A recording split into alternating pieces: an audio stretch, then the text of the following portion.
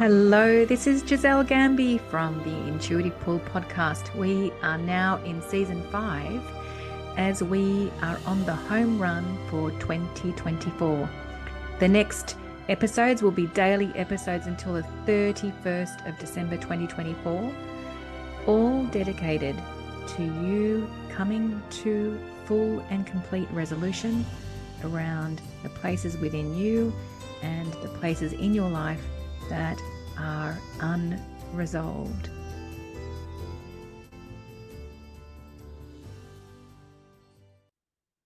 Hello again. Welcome back to now episode 9 of the Unresolved series.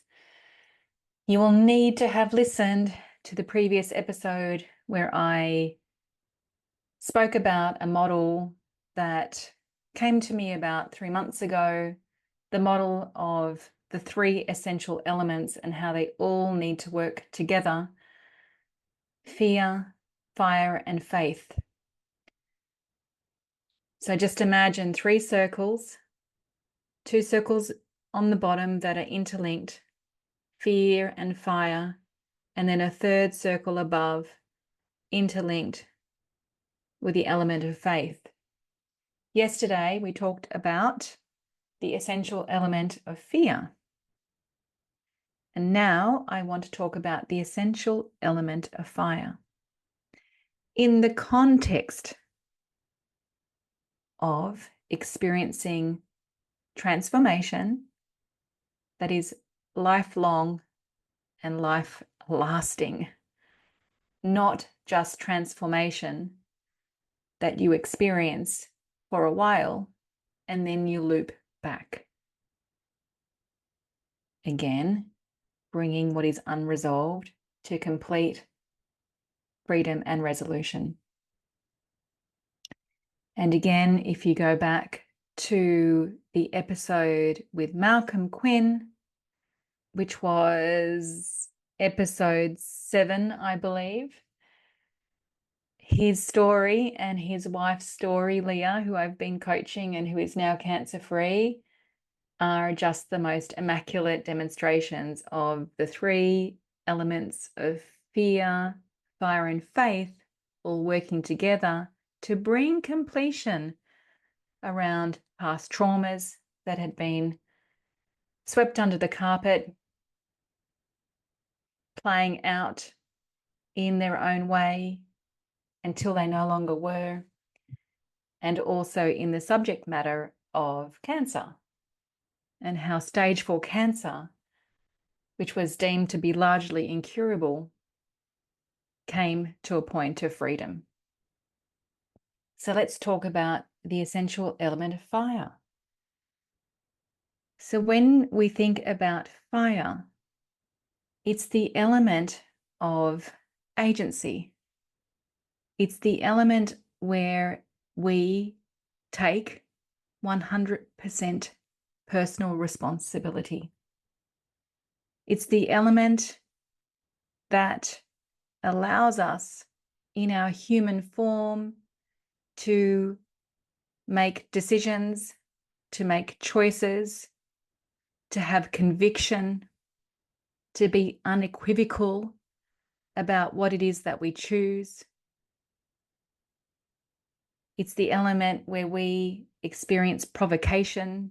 It's the element where we experience being disturbed, agitated, frustrated. It's the element where we experience being shaken up. It's the element that is so important to experiencing long-term change. Without fire, we have no power. Without fire, we make no decisions. We make no choices. There is no conviction. We don't have the ability to work with that feeling of agitation and disturbance and provocation in a positive way. So let's just look at, we talked about fear yesterday. Let's just look at, if we have fear without fire, what happens? So just imagine, I always imagine the 3 circles when I'm speaking this out. The left circle, fear, the right circle, fire. Just imagine if fear is existing on its own. Actually, let me say this. Let's just imagine that the only circle in your line of sight right now is fear. Fire and faith do not exist. Fear is the only element that exists in your world just for this moment. What would it feel like if fear is the only element? Fire and faith are absent. It's a world of terror. Fear alone is a world of terror, which is why we need the element of fire. So let's just have a look at fear without fire.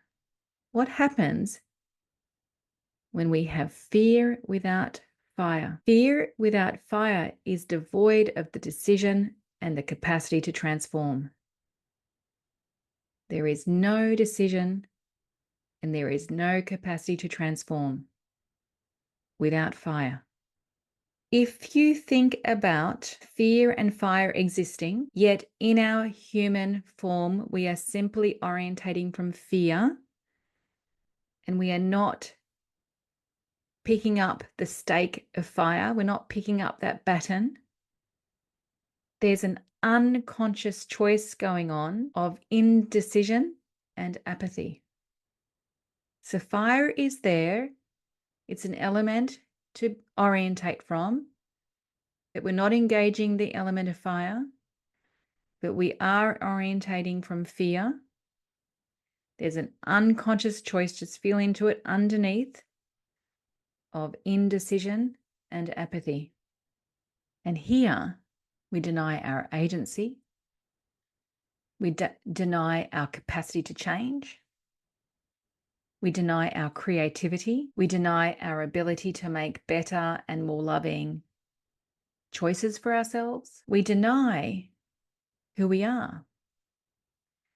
We deny that we are God in human form. And we deny our ability to claim our own ray amongst all the rays that make up the sun. We deny our own unique expression and contribution to the world.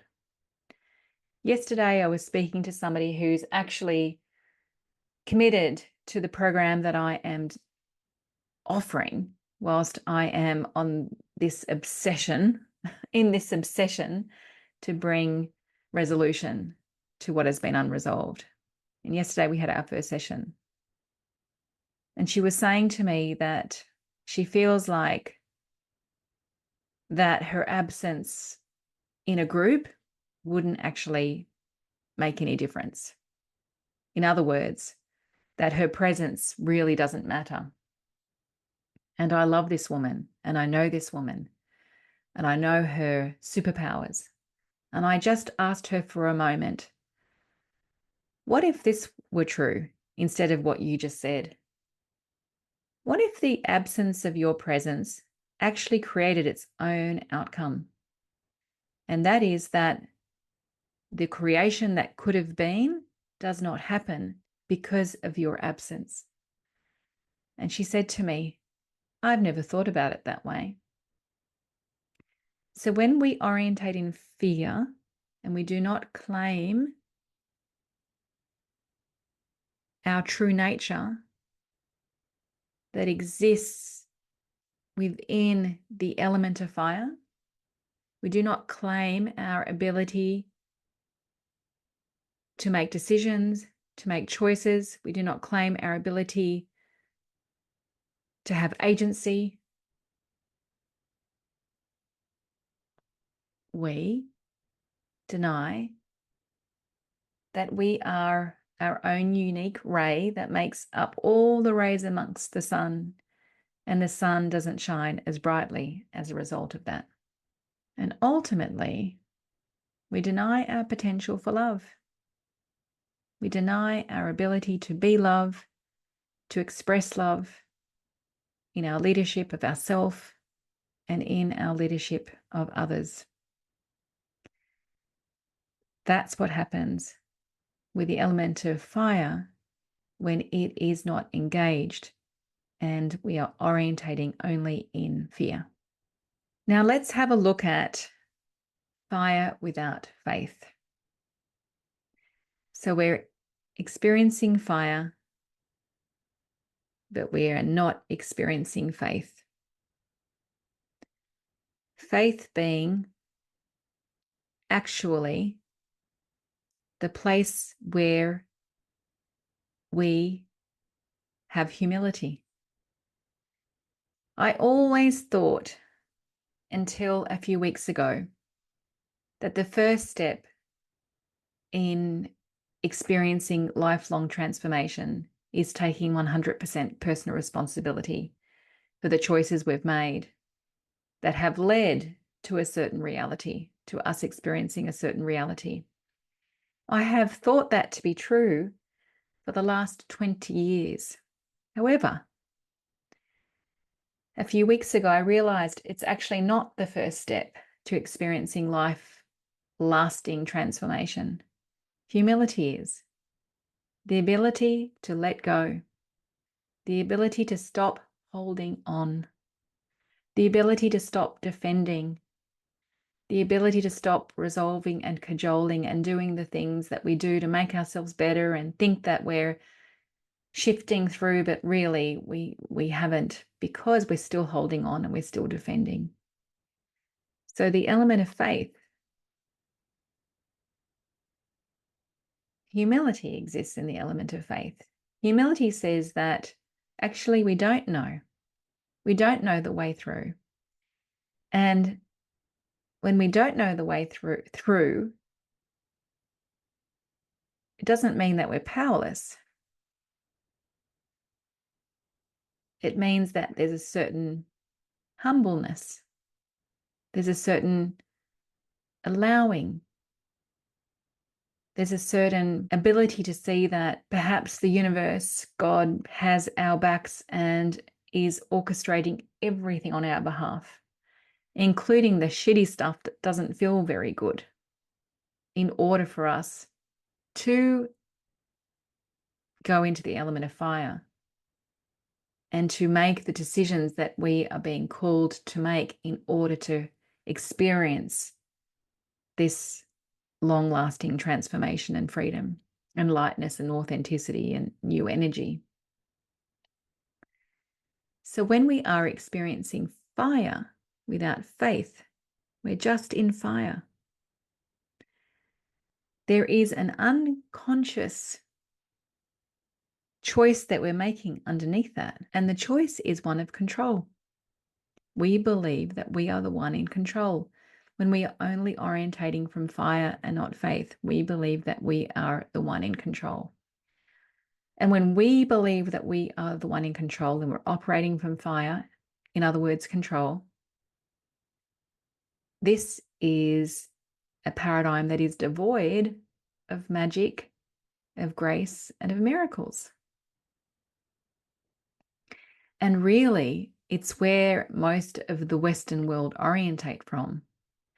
When we are orientating only from fire, without the element of faith, and believing that we are the one in control, we are only orientating from this human form, from this personality. We are separate to anything else. We believe that life is linear. We believe that what we do is responsible for the results that we receive. We don't have any other consideration that perhaps there's an orchestration that's happening, that there's divine architecture to our lives, that there's a bigger picture unfolding, that even our home runs, as I spoke to before, are even greater home runs than the ones that we believed we were going for. We believe that we're just walking in life in this human suit bag, doing the do, and this is all there is. And thus we need to control. And that is a very limiting reality. So, in summary, fear without fire is devoid of decision and agency. Fire without faith is devoid of magic and miracles and grace. Fear with fire is a wonderful combination because we pick up the baton of agency, of personal responsibility, of power, of decision making and conviction that we are choosing to make change around this experience that we're having of ourselves or of reality. I will see you tomorrow when we talk about faith, the third element of this diagram, fear, fire, and faith, that really, when they work together in unison, create the transformation that we are all seeking, which is lifelong transformation because we are now free. Thank you.